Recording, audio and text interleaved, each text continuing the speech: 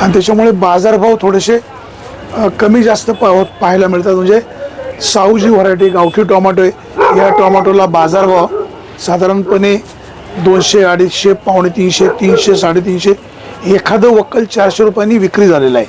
नारायणगावचे ही tomato market संपूर्ण महाराष्ट्रामध्ये परिचित आहे आणि या ठिकाणी टोमॅटोला बाजारभाव अधिकचा मिळतो, खात्रीशीर व्यवहार होतो.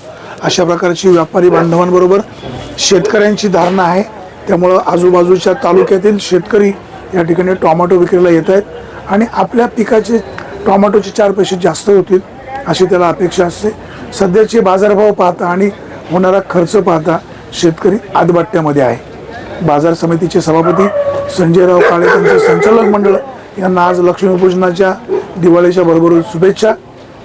तुम्ही शेतकरी हिताचे निर्णय नेहमी घेता. सध्या टोमॅटोचे बाजारभाव कमी झालेत, या ठिकाणचे व्यापाऱ्यांची संख्या घटलेली आहे. शेतकरी बांधव म्हणतायत माल या ठिकाणी व्यापारी पडून मागतायत. जरा आपण सुद्धा मार्केटमध्ये या, फेरफटका मारा. व्यापाऱ्यांचं काय म्हणणं आहे का, शेतकऱ्यांची काय अडवणूक पिळवणूक होते का, हे सुद्धा एकदा बघा. नारायणगावची ही टोमॅटो मार्केट आहे संपूर्ण महाराष्ट्रामध्ये एक सुपरिचित आणि एक चांगली मार्केट म्हणून आता या मार्केटचं नाव होऊ लागलेलं आहे.